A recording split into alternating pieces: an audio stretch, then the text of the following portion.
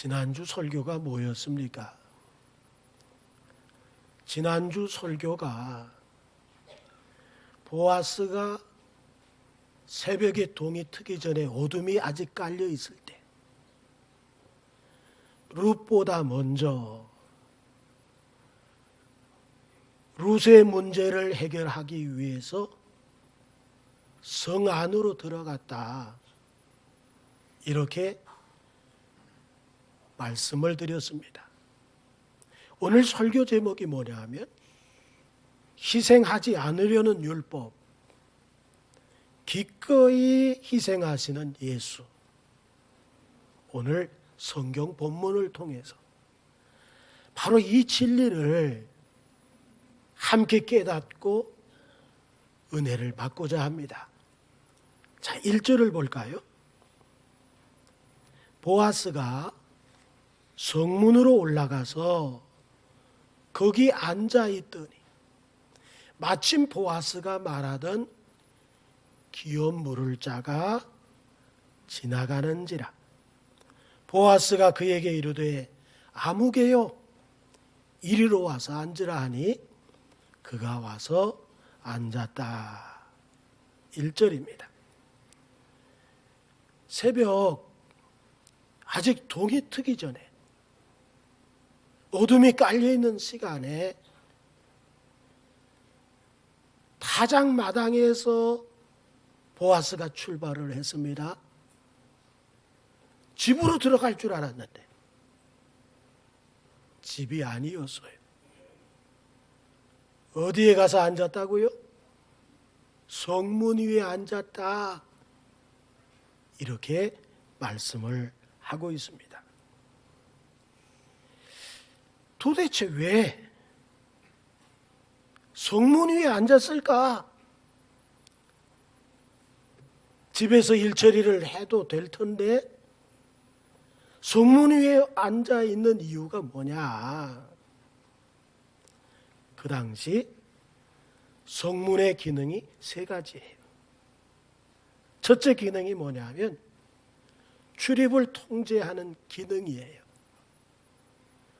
두 번째 기능이 뭐냐면 장터의 기능이에요. 세 번째 기능이 뭐냐면 성문 위에 성읍 백성들의 억울함을 해결해 주는 재판정의 기능이 바로 성문 위에서 이루어지고 있었기 때문에 지금 룻의 문제를 해결하기 위해서 보아스는 집보다도 그래서 성문 위로 올라갔다 하는 사실을 우리가 알게 됩니다. 특별히 유대인들의 성문은 의미가 다르죠. 유대인들의 성문 위는 어떤 재판이 이루어지고 있는 것입니까? 하나님의 말씀이 기준이에요. 세상의 성문 위와 달라요. 세상의 판정과 달라요. 유대인들, 이스라엘 백성들의 성문 위에서의 재판 과정은 순전히 하나님의 말씀이 기준이 돼서 거기서 정의가 구현이 되어지는 그런 곳이 바로 성문이었었다. 그 성문 위에 앉았다는 거예요. 그러니까 중요하죠? 이 성문 위에 올라가면 돌 의자가 둘이 놓여 있대요. 이 돌 의자가 뭐 하는 의자냐 하면 재판관이 앉는 의자래요. 재판관이 돌 위에 앉아서 이제 억울함을 듣고 사람들, 증인들이 있는 가운데서 하나님의 말씀에 근거해서 재판을 하는 거예요. 신명기 16장 18절에 나오죠. 뭐라고 얘기합니까? 내 하나님 여호와께서 내게 주시는 어디? 각 성에서. 거기가 어디예요? 성문 위야. 네 지파를 따라 재판장들과 지도자들을 둘 것이요 그들은 공의로 백성을 재판하라. 이렇게 말씀을 하고 있는 거예요. 자, 그런데 지금 보아스가 그 재판관에 앉는 자리에 앉아 있는 거죠. 뭘 해결해 주기 위해서? 이 룻이 고엘을 만나서 그 대속자로 하여금 그의 희생을 통해서 자신이 낳은 아들이 죽은 남편의 기업을 물러갈 수 있도록, 이름이 이어져 나갈 수 있도록, 그런 것에 대하여 지금 그걸 하기 위해서 아주 빠른 속도로 일이 진행되고 있었다. 그런데 보세요. 오늘 성경 보아스가 성문으로 올라가서 거기 앉아 있더니 그다음 뭐예요? 마침. 이 마침이라고 하는 이 말의 의미가 뭐냐면 히브리어로 외힌네라고 하는 말인데, 이 외힌네라고 하는 말은 마침보다는 그런데 보라, 그런 의미예요. 그가 지나가고 있어요. 그거 참 어떻게 이처럼 우연처럼 이렇게 딱 들어맞을 수가 있을까? 계획된 것처럼 어쩜 그 사람이 그렇게 지나갈까? 참 놀랍다. 그런데 보라, 그거예요. 그 사람이 글쎄 지나가고 있어요. 그 사람이 누구죠? 보아스보다도 한 순위가 위의 사람이야. 그래서 룻에게 고엘이 돼 줄 수 있는 첫 번째 사람이에요. 그 사람이 나 못해. 그럴 때 비로소 보아스가 대속자의 역할을 할 수 있죠. 첫째가 내가 할 거야. 1순위자가 그러면 보아스는 못하는 거예요. 바로 그 사람을 만나기 위해서 성문 안으로 들어갔고 집에 들어가지 않고 성 위에 앉았는데 마침 그 사람이 지나갑니다. 그런데 보라, 예? 어쩜 이럴 수가? 어쩜 이렇게 놀라울 수가? 여기서 우리는 뭘 깨닫죠? 보이지 않으시는 하나님이 개입하고 있었구나. 보이지 아니하시는 하나님이 보아스의 문제에 개입하고 계셨구나. 이 사실을 깨닫게 되죠. 올라와. 이 사람은 아무 영문도 모른 채 올라오라고 하는 보아스의 요청에 따라서 성문 위로 올라가서 법관이 앉아있는 그 자리에, 둘이 앉는 돌 의자에 마주보고 앉아있는 거예요.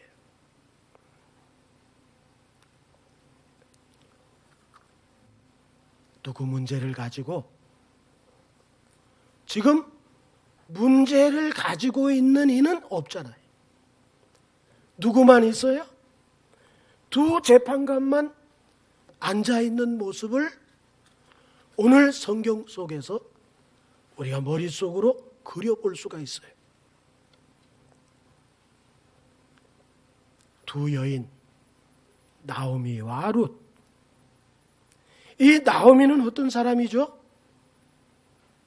남편을 모압 지방에 이사 갔다가 잃었어요. 두 아들마저 잃었어요.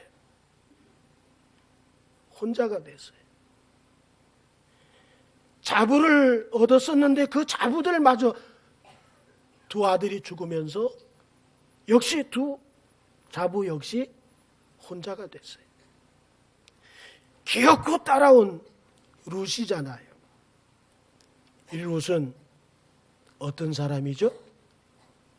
이방 여인이었었지만은 그리스도 밖에 있었지만은 하나님을 믿기로 하고 하나님의 총회 안에 들어온 여인이죠. 그 여인을 두고 지금 보아스보다도 한 순위 위인 사람이 앉아 있는 거예요. 그래서 오늘 설교 제목이 바로 이거예요. 희생하지 않으려는 율법. 기꺼이 희생하시는 예수. 오늘 이 두 사람을 통해서 이걸 본다는 거예요. 희생하지 않으려는 율법, 기꺼이 희생하시는 예수. 그렇다면 어떻게 해서 그런 일을 볼 수 있을까? 지금 보아스와 그보다 앞선 친족이 앉아 있는 이 모습은 옛 언약과 새 언약에 마주보고 있는 그런 형국입니다. 자, 두 개의 언약이 있어요. 하나는 옛 언약이 있고 또 하나는 새 언약이 있습니다. 히브리서 10장 1절에 보면 율법은 장차올 좋은 일의 그림자일 뿐이요 참 형상이 아니므로 해마다 늘 드리는 같은 제사로는 나오는 자들을 언제나 어떻게 할 수 없다고요? 온전하게 못해. 지금 율법의 기능, 옛 언약, 보아스보다도 한 순위 위인 그 사람은 어떤 사람이냐 하면 지금 룻과 나오미의 문제를 해결해 줄 수 없는 처지에 있는 거예요. 온전하게 할 수 없다. 옛 언약은 온전하게 할 수 없어. 이렇게 성경은 말하고 있어요. 그러나 히브리서 10장 9절에 보면 그 후에 말씀하시기를 보시옵소서. 내가 하나님의 뜻을 행하러 왔나이다 하셨으니 누구 얘기죠? 예수 얘기죠. 그 첫째 것을 폐하심은 뭘 세우려고요? 둘째 것을 세우려 하심이라. 첫째 것은 뭐예요? 옛 언약이야. 둘째 것은 뭐예요? 새 언약이야. 예수님이 오신 목적이 뭐예요? 첫째 것을 폐하고 둘째 것, 새 언약을 세우시기 위해서 오셨다는 거예요. 이 새 언약만이 그 앞에 오는 자들을 온전하게 하신다. 옛 언약은 우리가 말씀 들은 것처럼 온전하게 못해. 그러나 새 언약이신 예수 그리스도 그분은 우리가 지금 예수 안에서 온전하게 됐잖아요. 예수 믿고 하나님의 자녀가 됐습니다. 우리가 사망에서 생명으로 옮겼습니다. 지옥에서 천국으로 기업을 물을 자가 됐습니다. 우리 완전히 첫째 것이 이루지 못한 것, 율법이 이루지 못한 것, 예수가 오심을 통해서 우리에게 놀라운 은혜를 얻게 하셨습니다. 자, 그 다음 10절을 보세요. 이 뜻을 따라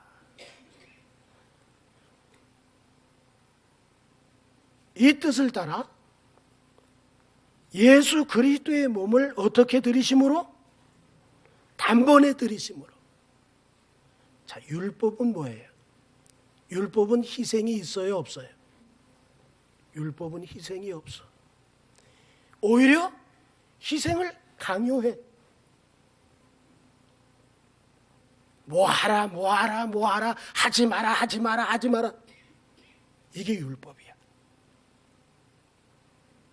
그런데 예수 그리스도는 자기 자신을 단번에 들이심으로 뭐가 있어요? 희생이 있어요. 옛 언약은 희생이 없어. 그러나 새 언약의 중보이신 예수 그리스도는 희생이 있어. 자기를 단번에 들이심으로 우리로 하여금 하나님의 자녀가 되게 하셨어요. 그러니까 지금 두 사람이 앉아 있어요. 한 사람은 보았어요.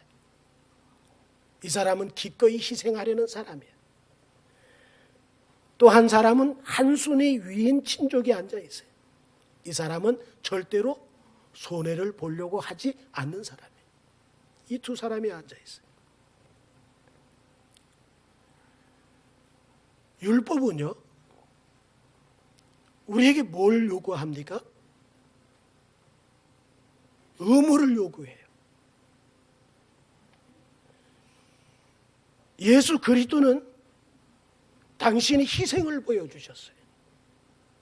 예수 그리스도가 보여주시는 것은 사랑이에요. 의무가 아니에요. 그러므로 우리가 해야 할 것은 뭐밖에 없어요? 그것을 믿는 것밖에 없어요. 믿음을 통해서 우리는 주께서 이루어 놓으신 것을 갖기만 하면 되는 축복을 받았어요. 주님이 우리에게 의무를 감당하라고 하시나요? 의무를 요구하시나요? 책임을 물으시나요? 예수 그리스도는 그렇지 않아요. 예수 그리스도는 스스로 희생하시고 우리로 하여금 믿기만 하라고 하셨어요. 이 두 사람이 지금 앉아 있어서 하나는 율법의 그림자고 하나는 예수 그리스도의 그림자인 거예요. 이 둘이 지금 어떤 일이 이루어지고 있는지 이제 살펴보도록 하겠습니다. 2절을 볼까요? 보아스가 그 성읍 장로 10명을 청하여 이르되 당신들은 여기 앉으라 하니 그들이 앉았다 그랬습니다. 왜 하필 성읍에 10명의 장로님들을 청했을까요? 왜 장로 10을 청했을까? 예? 그냥 청한 거예요? 10명을 청한 이유는 뭐냐니까 10명이 증인이 완전 정족수야. 예? 증인의 정족수가 10명인 거예요. 장로는 뭐예요? 백성의 대표예요. 우리 교회 장로님들은 누구의 대표예요? 우리 성도들의 대표예요. 유대 백성들, 베들레헴 성읍 안에 백성들의 대표가 10명의 장로야. 그 10명의 장로를 청한 것은 뭐 때문이에요? 증인의 완전한 종족수를 원한 거예요. 자, 유대인들이 생각하는 열이라고 하는 숫자에 대한 개념이에요. 열이라고 하는 숫자의 개념은 뭐냐면 인간의 의무 또는 인간의 증언, 인간의 실현 이런 일들이 주어졌을 때 10이라는 숫자가 사용이 됐어요. 자, 최고의 의무가 뭐예요? 율법은 몇 계명? 10계명이에요. 하나님이 법으로 10계명을 주셨어요. 누가 지켜야 될 거죠? 인간이. 인간이 지켜야 할 의무로서의 숫자가 10이야. 10문화의 비유, 10처녀의 비유. 이건 누가 지켜야 돼요? 성도들이 해야 될 일이야. 그래서 10처녀의 비유, 10문화의 비유, 성경 속에서는 10이라는 숫자를 인간이 행해야 할 의무를 얘기할 때 열이란 숫자가 나왔다. 요한계시록에 보면 10일 동안 환난을 받으리라. 이 10일은 뭐예요? 인간이 받아야 할 환난의 날수가 10일이야. 완전한 숫자에 인간이 받아야 할 환난에 대한 완전한 거예요. 그리고 오늘 본문에 몇 명의 장로? 10명의 장로. 그래서 10인의 장로로 인해서 베들레헴 성읍 백성 모두가 어떻게 된 거예요? 참여한 거와 같은 거야. 보아스가 성문 위에 앉았다가 아무개 장로님 지나가시네? 아이 마침 잘 됐어요. 올라오세요. 이렇게 해서 10명을 채웠어요? 아니면 사람을 보내서 한 군데 일시에 모이게 했어요? 한 군데 일시에 모이게 했어요. 이것은 보아스가 어떤 의미를 가지고 있느냐 하면 자신이 고엘의 의무를 감당하는 데 있어서 신속하게 법적으로 완벽하게 이루리라고 하는 확신 때문에 신속하게 움직이고 있는 보아스를 발견하게 되는 거죠. 자, 3절을 보세요. 보아스가 그 귀여운 물을 자에게 이르되 모압 지방에서 돌아온 나오미가 우리 형제 엘리멜렉의 소유지를 팔려 함으로. 보아스가 엘리멜렉을 뭐라고 불러요 지금? 우리 형제. 그러면 우리 형제라고 할 것 같으면 같은 아버지? 아무리 생각해도 룻기서를 쭉 읽으면서 같은 아버지는 아닌 것 같아. 그렇다면 아버지의 형제들 가운데 태어난 자녀들, 사촌들, 아니면 조금 더 나가서 오촌이나 뭐 이렇게 내려간 그런 형제들 아주 가까운 우리 형제 엘리멜렉이라고 소개를 하고 있습니다. 그런데 보아스가 누가 판다는 거예요? 우리 형제의 것을 누가 판다는 거예요? 나오미가 판다 그랬어요. 자, 여기서 말이죠. 여자는요, 그 당시 땅을 소유할 수가 없어. 여자는. 아주 더럽죠? 오늘 같으면 이해가 안 가죠? 화가 막 나죠? 그러나 그 당시는 그랬어요. 여자는 땅을 소유할 수가 없어요. 땅을 소유할 수 있는 자는 남자뿐이야. 그런데 나오미에게 또 룻에게 남자가 없어. 그러면 그가 할 수 있는 일은 뭐밖에 없어요? 파는 거밖에 없어. 소유할 수 없으니까 팔아야 하잖아.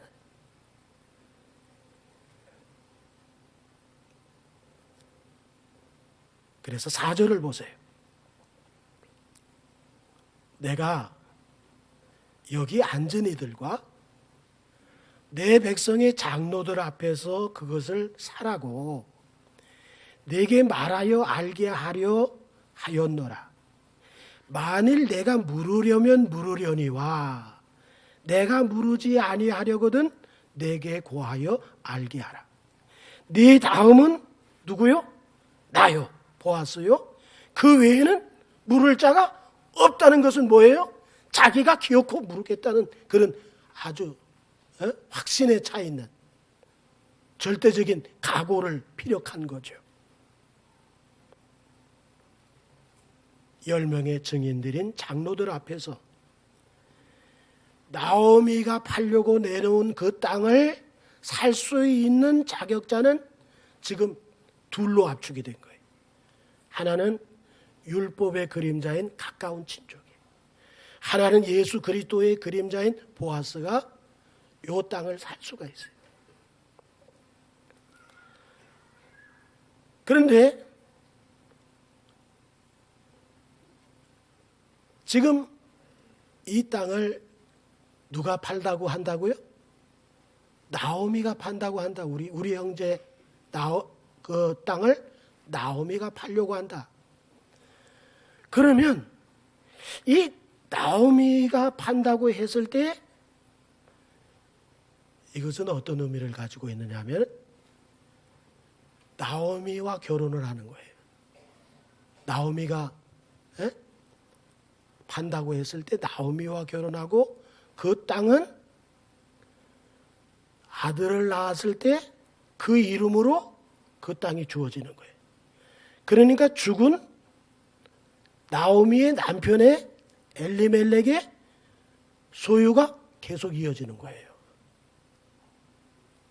그런데 내가 물을게 그랬어요. 누가? 율법의 그림자가 내가 물을게 그랬어요. 왜 그랬을까? 왜 선뜻 그렇게 대답했을까요? 에? 이유는 하나. 나오미가 애를 못 낳게 분명했으니까. 나이 많은 할머니가 어떻게 애를 낳겠어요? 그잖아요? 그러면 그 땅을 팔게 되면 값을 지불했지만은 그 땅은 여전히 누구께 되는 거예요? 자기께 되는 거야. 그러니까 내가 물을게. 이렇게 선뜻 대답을 했어요.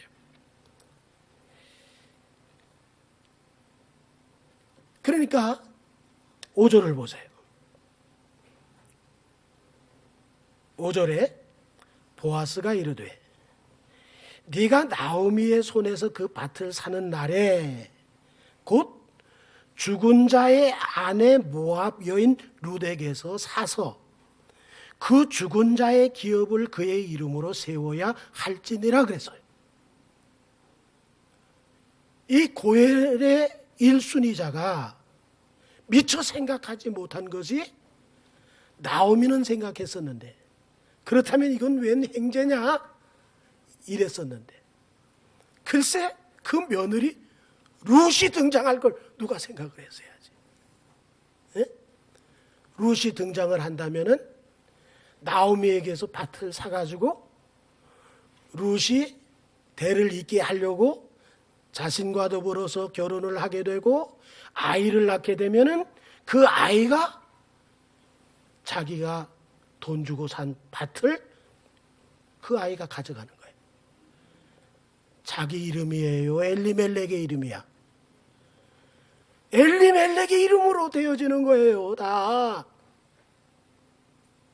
세상에 누가 하겠어요 이걸? 그러니까 율법은 희생하려고 하지 않는다니까. 율법의 기능은 계속 정죄하고 의무를 요구한다니까요. 이게 바로 1순위자 고일의 그 상황이에요. 신명기 23장 3절에 지금 아주 복잡한 게 지금 그 1순위자 고엘에게 그 계속해서 지금 생각이 막 움직이고 있는 건데 그 3절 23장 3절 신명기 암몬 사람과 모압 사람은 여호와의 총회에 들어오지 못해 그들에게 속한 자는 10대뿐 아니라 영원히 여호와의 총회에 들어오지 못한다. 그러면 자기가 모압 여인 룻과 더불어 결혼했을 때 그 아이는 이스라엘 총회에 들어올 수 있어요 없어요? 보다 하나님이 하게 하시지 않으면 안 되게 법으로 되어 있어요. 아주 복잡해졌어요. 신명기 25장 5절로 6절에 형제들이 함께 사는데 그중 하나가 죽고 아들이 없거든 그 죽은 자의 아내는 나가서 타인에게 시집가지 말 것이요 그의 남편의 형제가 그에게로 들어가서 그를 맞이하여 아내로 삼아 그 남편의 형제 된 의무를 그에게 다 행할 것이요. 그 여인이 낳은 첫 아들이 그 죽은 형제의 이름을 잊게 하여 그 이름이 이스라엘 중에서 끊어지지 않게 할 것이냐. 이게 법이에요. 그러니까 나는 나오미한테서 돈 주고, 그 비싼 돈 주고서 땅을 사가지고, 그래가지고 룻을 통해서 아들이 낳아지면 그 비싸게 준 그 땅이 누구께 되는 거예요? 내게 되는 거예요? 엘리멜렉 죽은 자의 그 이름으로 그 아들이 소유하게 되는 거야. 나와는 상관이 없는 거예요. 희생이 안 되는 거예요. 그래서 1순위자는 어떻게 했을까? 6절을 보세요. 6절. 그 기업 부를 자가 이르되 나는 내 기업에 손해가 있을까 하여 나를 위하여 안 되겠어. 당연하죠. 이거는 율법의 기능이야. 이게 율법은 우리에게 공유를 베풀고 자비를 베풀고 사랑하고 도와주고 이런 게 율법이 아니야. 율법은 어떻든지 죄명을 지워가지고 의무를 감당하게끔 하라 하지 말라. 이게 율법이에요. 그러니까 나 못해. 6절에 보니까 이제 정신이 딱 들어왔어요. 한마디로 큰일 날 뻔했네. 남 좋은 일 시킬 뻔했네. 에? 그래서 본인이 나 못하겠어. 이제 그렇게 얘기한 거예요. 네가 모르지 않으면 다음은 누구 차례? 보아스 자기 차례야. 내 뒤에는 있다 없다? 없다고 했어요. 이게 예수 그리스도의 그림자야. 예수 그리스도 외에는 우리를 위해서 당신의 온몸과 피와 물을 다 쏟으실 이가 없음을 믿으시기를 바랍니다. 예수밖에 없어요. 예수 뒤에는 없는 거야. 예수 그리스도만이 우리를 죄와 저주와 슬픔과 지옥 갈 삶에서 우리를 구원해 내주시는 고엘이요 구속자가 되시는 거예요. 그분이 예수 그리스도예요. 그러니까 보아스는 내가 물을게. 내 뒤에 없어. 이거 누구의 그림자라고요? 예수. 그래서 오늘 설교 제목이 뭐라고요? 희생하지 아니하려는 율법. 그거 누구죠? 1순위 위 단계에 있는 사람. 기꺼이 희생하시는 예수. 그건 누구죠? 보아스인 거죠. 오늘 우리가 이 자리에 나와 앉아 있어요. 우리는 어떤 은혜를 받은 사람들입니까? 엄청난 희생을 대가를 지불하고 하나님의 생명이라고 하는 그 대가를 지불하고 값없이 우리를 사서 하나님의 기업을 물을 자로 우리를 하나님의 보호 속에 두게 하신 하나님의 사랑 안에 있는 사람들인 것을 믿으시기 바랍니다. 우리는 얼마나 큰 축복을 받은 사람들인지 몰라. 아무도 할 수 없어요. 율법도 그것을 못해. 그러나 예수 그리스도가 하시더라는 거예요. 예수 그리스도가 날 위하여 죽으시고 날 위하여 의롭다 하시려고 옳은 관계를 맺게 하시려고 살아나시고 믿는 모든 자에게 하나님의 자녀가 되게 하시고 하나님의 자녀로 살게 하시고 하나님의 보호 속에 살게 하시고 하나님의 다스림 속에 살게 하시다가 하나님의 나라로 쑥. 할렐루야. 이게 우리들이야. 고마워요? 안 고마워요? 너무 고마워. 네? 근데 고마운 대로 살아요? 못 살아요? 못 살아. 살아야 돼요? 말아야 돼요? 살아야 돼요. 우리 예수 위에 삽시다. 주를 위해 삽시다. 날 위해 다 주신 그분을 위해서. 아까울 게 뭐가 있겠어요. 주를 위해서 송두리째 드리며 사는 우리 모두가 되기를 주의 이름으로 축원합니다. 기도하겠습니다. 하나님 아버지,